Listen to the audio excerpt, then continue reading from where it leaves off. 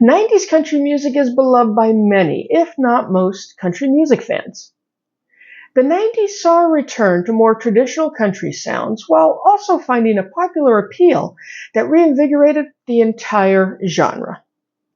90s country showed that you could have traditional sounds and themes while introducing big show theatrics like pyrotechnics and spectacle. Many country music fans bemoan the loss of that 90s country sound in today's country music, and Zach Top accepted, of course. But how did 90s country music come to be? We can thank a younger audience looking for country music that wasn't the over-polished sounds of the 70s and early 80s, and the class of '89. In this video, I'll talk about how the class of '89 came onto the scene and how they changed country music forever.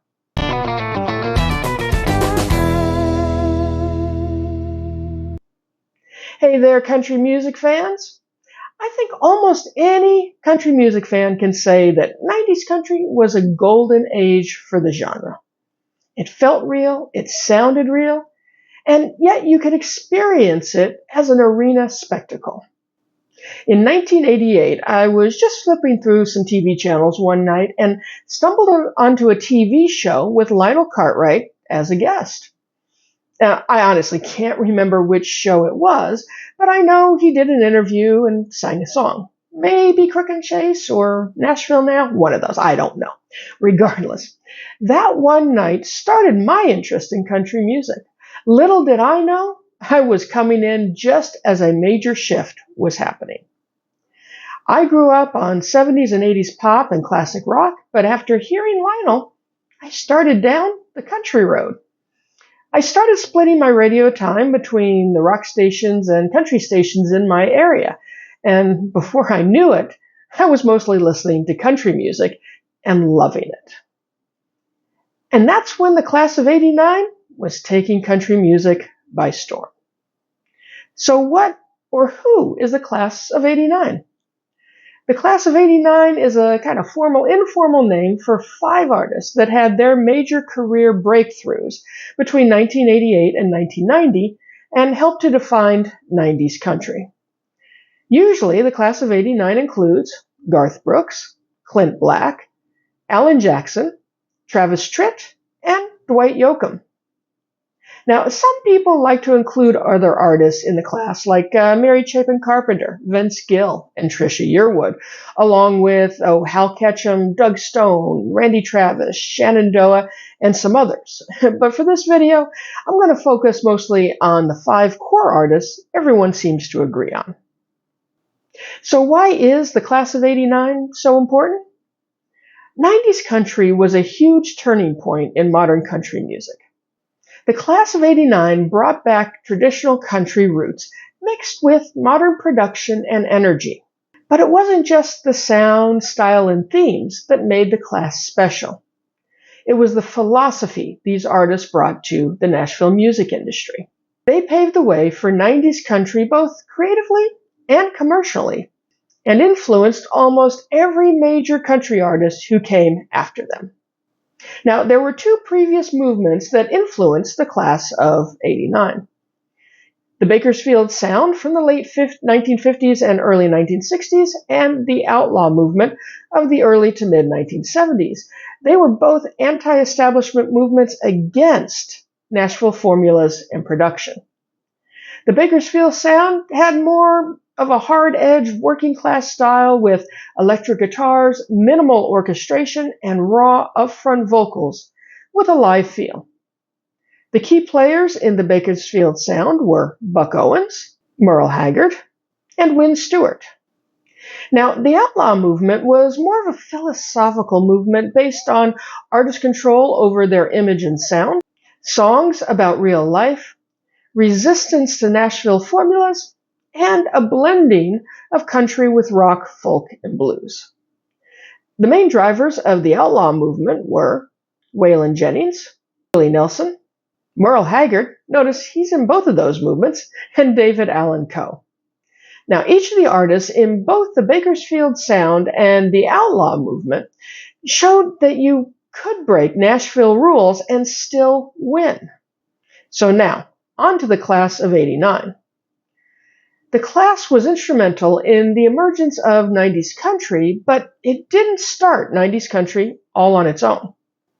The Nashville sound of the 70s and early 80s was not connecting with younger listeners. They weren't looking for that over-polished adult contemporary sound that was prevalent at the time.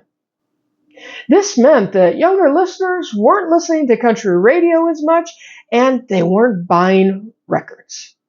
Now, the record labels and country radio needed solutions to get them back. They needed energy, identity, and sales to bring people back to country music. But they weren't looking for rebels. In walked the class of '89.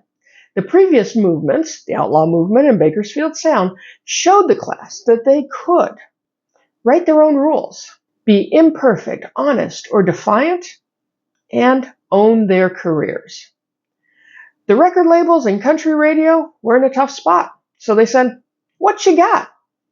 The class of '89 replied, "Watch this."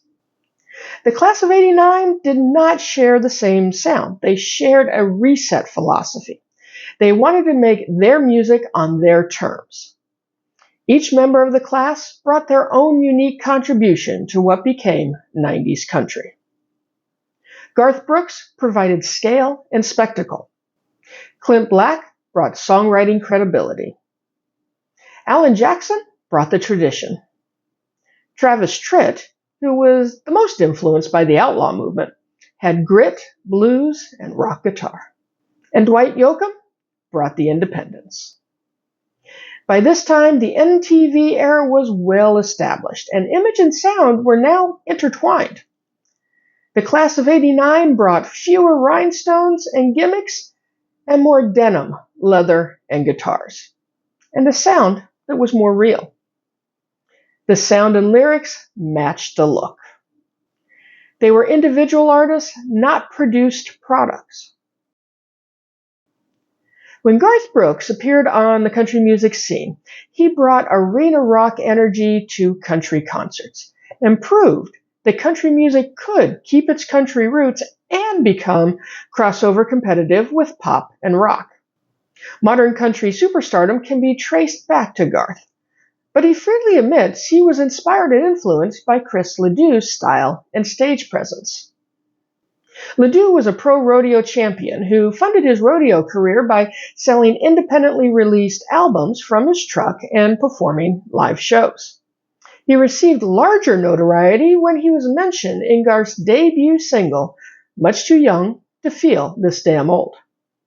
This first song from Garth definitely has a more traditional country feel, with a simple but compelling story of a rodeo cowboy. I'm much too young to feel this damn old. With fiddle, steel guitar, country themes and sounds, this was pure country music. The Dance was the final single from Garth's debut album. This song showed that songs with emotional depth could have mass appeal. The narrator states what most people know. Life is better when left to chance. Yeah, you may have to deal with pain, but you also get to experience the joys in life. If you get rid of the bad, you're going to lose the good. But I'd have had to miss the dance. Finally, the first song from Brooks' second album, No Fences, Friends in Low Places, became a sing-along anthem that brought a party culture to 90s country. It basically stated you don't need high society when you have friends in low places. 'Cause I got friends in low places. Sales of Garth's first album started slow, but the album and Brooks' popularity grew quickly. His self-titled debut album has sold over 10 million copies in the U.S. Garth Brooks took the country music scene by storm and rewrote the rules on album sales, live show spectacle, and touring scale. He showed the world that country music could appeal to a wide audience and keep its roots.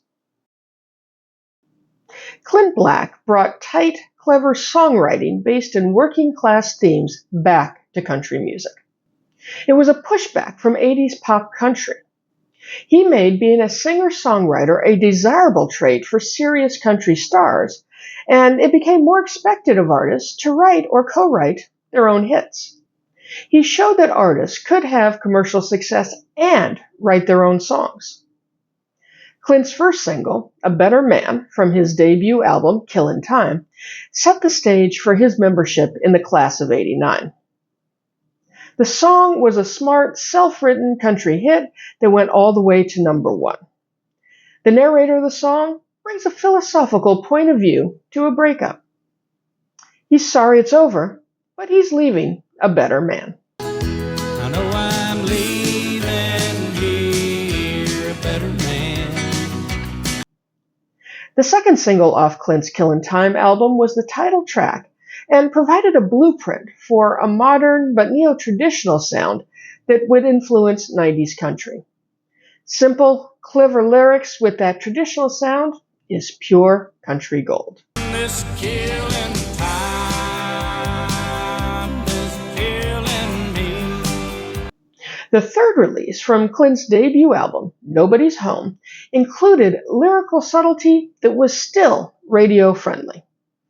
Again, the song has a traditional country sound, and the lyrics are simple, but deceptively so.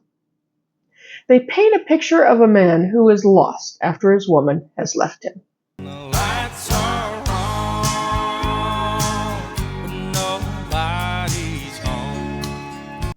Clint Black showed the world that country music could be self-written, clever, have a more traditional sound, and yet still find commercial success. Now, while Garth Brooks was pushing country in a more modern direction, Alan Jackson stayed firmly rooted in traditional country sounds without sounding nostalgic and, at the same time, held his own in a modern country world. His songs included lyrics about small towns, work, and everyday life, and had music that mixed honky-tonk, fiddle, and steel guitar. Adding radio-friendly hooks, his songs became a staple of modern country music, showing that traditional country could top the charts and did not have to be pushed off to the margins of country music. Traditional values became commercially viable again. The title song from Alan's debut album, Here in the Real World, brought back realism and restraint to country music storytelling. This song is pure country sound and lyrics. But here in the real world, it's not that easy at all. The first and title track of Alan's second album, Don't Rock the Jukebox, struck a balance between declaring loyalty to tradition without sounding old. The song made it clear that it wasn't against rock and roll. It was just that the narrator needed a country song at that moment. So don't rock the jukebox, play me a country song. While Alan had that traditional sound, Chattahoochee, the third song from his A Lot About Livin' and A Little About Love album, clearly defined 90s country youth culture while also having a nostalgic feel. It captured the heart of being young in the country in the 90s. Yeah, way down yonder on the Chattahoochee, never knew how much that muddy water meant to me. Alan Jackson firmly rooted 90s country in tradition. While he was not a throwback, his music reminded everyone what country music was all about. Out of the entire class of '89, Travis Tritt was most directly influenced by the outlaw movement. He had that independent attitude and mixed it with Southern rock to bridge country and Southern rock audiences. Tritt's music infused grit, blues, and rock guitar with themes of rebellion and vocals that were rough around the edges. He led the way for edgier, more attitude-driven artists. And you may also note that he's the only member of the class of '89 to not wear a cowboy hat. He wanted to differentiate himself and not be a hat act. And this ties into that outlaw attitude of, I don't fit the mold, deal with it. Travis's song brought attitude, ambition, emotional grit, outsider energy, and swagger to country. Country Club was the title track of Travis's debut album, and it set the stage for his brand of country. He was from the country and proud of it. When he gets turned down by a lady he's interested in because he's not a member of her country club, he makes it clear that he actually is part of a country club, but it's very different from hers. I'm a member of the country club. Country music is what I love. The third single from Travis's debut album, I'm Gonna Be Somebody, was an anthem for ambition and carried outsider energy with it. It's a song that supports and celebrates following your dreams no matter what people tell you. I'm gonna be somebody. Here's a Quarter, called Someone Who Cares, was the lead single from Travis's second album, It's All About to Change. This song provided sarcasm, bite, and emotional grit. The narrator wasn't backing down. He'd been hurt by a woman, and he was not going to fall for her again. Here's a quarter, call someone who cares. Now, interesting, this song was based on a true story, and Travis said he actually had no intention of releasing it. He just wrote it for himself. But somehow it ended up on the album, ended up as a single, and I think it was a good choice.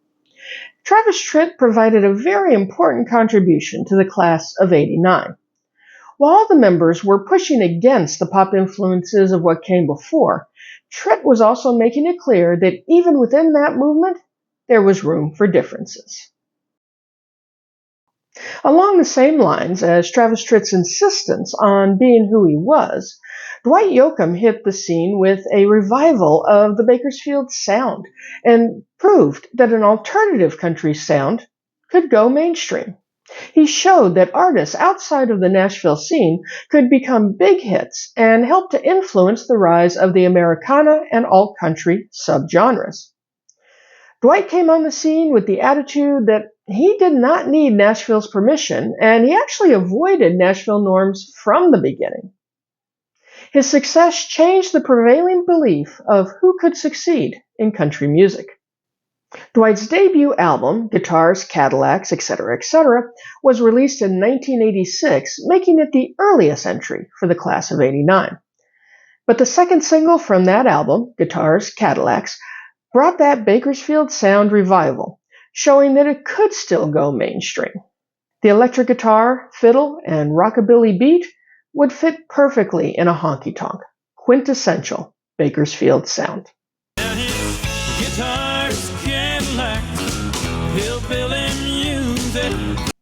From Dwight's fourth album, If There Was a Way, the song Turn It On, Turn It Up, and Turn Me Loose was a mixture of classic country sounds and themes with modern country momentum. It's a slower-paced song following a narrator who is trying to get over a breakup at his local honky-tonk.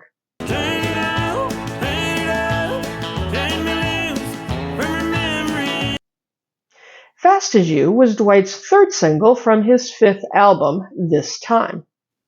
This mid-tempo song with its unrelenting beat provides urgency and bite to this roots-based country song.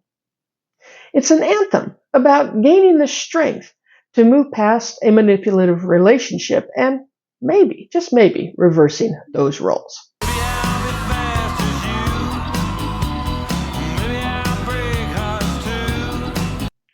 In the end, Dwight Yoakam brought a unique sound and style to the class of '89. While embracing the modern world, Dwight made it clear there was more to country than the overproduced sounds of the '80s, but there was room for many sounds, traditional and alternative, to flourish. In all, the class of '89 ushered in one of the greatest periods in country music. They bucked the trends of Nashville, but also dominated the system. They made the music they wanted according to the rules they dictated. They embraced commercial success, but they did it on their terms. The class of '89 paved the way for the artists that came after them. And that's not to say '90s country wouldn't have happened without the class of '89, but it most likely would have been a very different scene. And of course, what made 90s country such a success was the audience who was looking for a new sound, and they liked what they heard starting with the class of '89. Without the class of '89 and the audience, what would country music in the 90s have looked and sounded like? We'll never know.